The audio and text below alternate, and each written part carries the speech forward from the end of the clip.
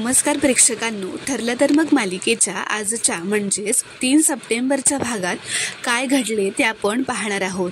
पण त्याआधी जर तुम्ही माझ्या चॅनलवर नवीन असाल तर चॅनलला प्लीज सबस्क्राईब करा. आता आपण पाहतो की सगळेजण डायनिंग टेबलवर जेवायला बसलेले असतात. सायलीने केलेले मोदक, तिच्या हातचं जेवण या सगळ्याचं सगळेजण कौतुक करत असतात. इथे दुसरीकडे अर्जुन, चैतन्य आणि कुसुम आश्रमात एकत्र भेटतात. अर्जुन असं म्हणतो, मधुभाऊंनी आश्रमात राहायला आलेल्या सगळ्या माणसांची गाठोडी करून ठेवली होती. केससाठी जेव्हा मी आणि चैतन्य इथे आलो होतो ना, तेव्हा आम्ही पाहिली होती. तर कुसुम म्हणते, त्या केसमुळे पोलिसांनी काही सामान आपल्या ताब्यात घेतलं होतं आणि काही सामान इथे सोडलं होतं. तर अर्जुन म्हणतो, बरं आपण शोधूयात. मला खात्री आहे त्या गाठोड्यांमध्ये सायलीच्या बालपणीचं नक्कीच काहीतरी आपल्याला मिळेल. तर आता इथे सायली मनातच विचार करत असते की हे म्हणाले होते जेवणाच्या वेळेपर्यंत घरी येईन म्हणून, मग अजून कसे आले नाही. म्हणून ती आता अर्जुनला कॉल करते, पण अर्जुन तिचा फोन उचलत नाही, कारण सायली त्याला आता खूप प्रश्न विचारणार असते. तर इथे दुसरीकडे आता अश्विनने त्याने भेटलेल्या त्या नवीन वकिलांना हॉस्पिटलमध्ये तन्वीला भेटायला आणलेलं असतं. ते वकील तन्वीला म्हणजेच प्रियाला भेटतात. प्रिया त्या वकिलांना बघून खूप खुश होते व म्हणते, मला प्लीज काही करून इथून सोडवा. तर ते वकील म्हणतात, तुम्ही मला नेमकं काय झालं होतं ते सांगा. तर प्रिया म्हणते, मला विनाकारण या केसमध्ये गोवलं गेलंय. तर ते वकील म्हणतात, खुनाच्या दिवशी तुम्ही वात्सल्य आश्रमात होतात ना. तर प्रिया म्हणते, हो, मी कोर्टात इतके वेळा हे सांगितलंय ना की आत्ता मला हे सांगून खूप कंटाळा आलाय. खुनाच्या दिवशी नेमकं काय झालं होतं ते मी खूप वेळा अनेकदा कोर्टात सांगितलंय. फक्त एकच गोष्ट मी निकालाच्या दिवशी नवीन सांगितली होती की खून मधुभाऊंनी नाही तर साक्षी शिखरेने केलाय. इथे दुसरीकडे सायली खूप अस्वस्थ होऊन अर्जुनला फोन करत असते, पण तो तिचा फोन उचलत नसतो. तर आता इथे अश्विन प्रियाला असं म्हणतो, अगं तन्वी, तू हे सगळं आधी सांगितलं असतंस ना तर एवढं सगळं झालंच नसतं. तर प्रिया आता अश्विनसमोर खोटं नाटक करत असं म्हणते, अरे अश्विन, त्या खुणानंतर महिपत मला धमकावत होता रे. मी खूप घाबरले होते. माझ्यासोबत माझी साथ द्यायला कोणीच नव्हतं, म्हणून तो महिपत जसं सांगत होता ना मी तसंच वागत गेले. आणि बाबांनाही मी काहीच सांगू शकले नाही रे, कारण मला भीती वाटत होती त्यांची. आणि खूप वर्षांनी भेटलेल्या बाबांना मी कशी गमावणार होते. एकीकडे तो महिपत धमकावत होता, दुसरीकडे कोणावर विश्वास ठेवायचा हेच कळत नव्हतं. इथे दुसरीकडे आता सायली एकटी बसलेली असते, अर्जुनला कॉल करत असते, पण तो तिचा फोन उचलत नसतो. तेव्हा कल्पना सायलीच्या बाजूला येऊन बसते. सायली म्हणते, काही हवंय काही. तर कल्पना म्हणते, का?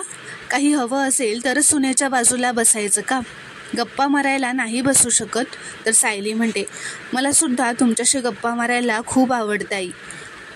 कल्पना आता सायलीच्या चेहऱ्याला हात लावते व म्हणते, तुझा निरागस चेहरा बघते ना तर एवढे दिवस एवढे महिने मी तुझ्यावर चिडून कसे राहिले हेच मला कळत नाही आहे.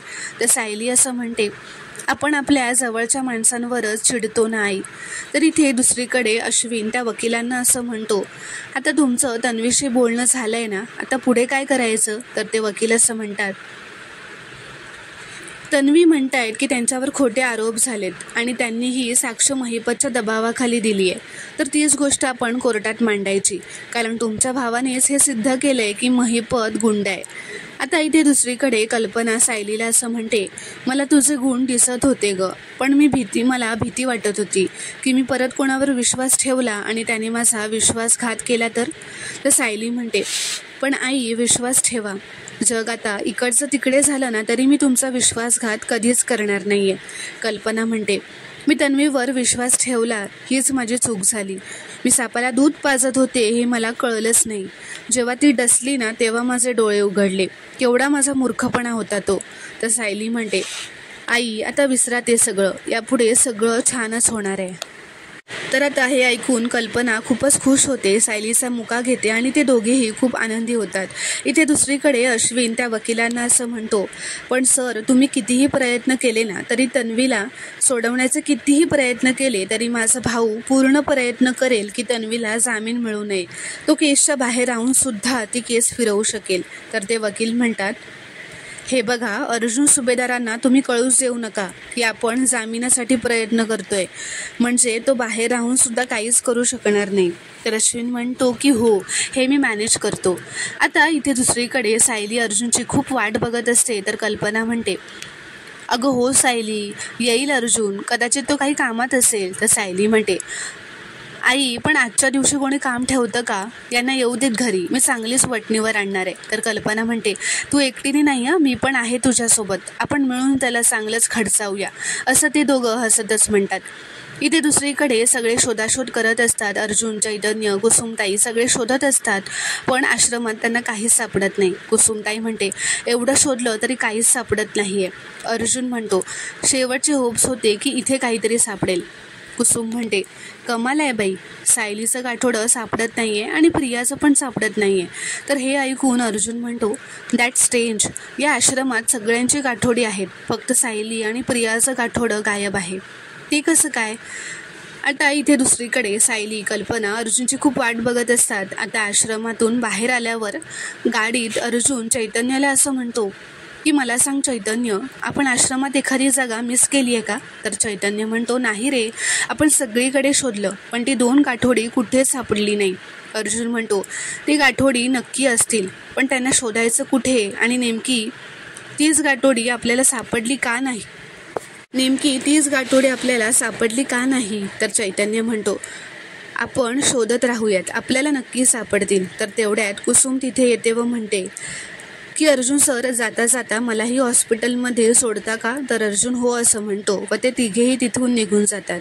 इथे दुसरीकडे सायली अर्जुन घरी न आल्याने अस्वस्थ झालेली असते. तिला बघून कल्पनासुद्धा अस्वस्थ असते. तर प्रतिमा तितक्यात तिथे येते व ती म्हणते, सायलीला असं अस्वस्थ बघून तुझा जीवसुद्धा खालीवर होतोय हा कल्पना, हे दिसतंय मला. चला, म्हणजे मी ज्या कामासाठी इथे येऊन राहिले होते ते काम आता झालं. तू सायलीशी परत पूर्वीसारखी वागतेस कल्पना. आता मी माझ्या घरी परत जायला मोकळी, असं प्रतिमा हसतच म्हणते. आता घरी सुमनवर सगळी जबाबदारी एकटीवर पडते ना गं, आणि मला ना आजकाल सुमन जरा अस्वस्थच वाटते, त्यामुळे मी घरी गेलेलंच बरं. तर सायली म्हणते, बरं जा तुम्ही आत्या. कल्पना पण म्हणते, प्रतिमा बरं आता तू ये आणि काळजी घे हा. आता प्रतिमा तिच्या घरी जायला निघते. तर प्रेक्षकांनो, पुढील भागात काय घडणार हे पाहणं खूपच रोमांचक ठरणार आहे. व्हिडिओ पूर्ण बघितल्याबद्दल धन्यवाद. व्हिडिओ आवडल्यास कॉमेंटमध्ये नक्की कळवा व चॅनलला प्लीज सबस्क्राईब करा.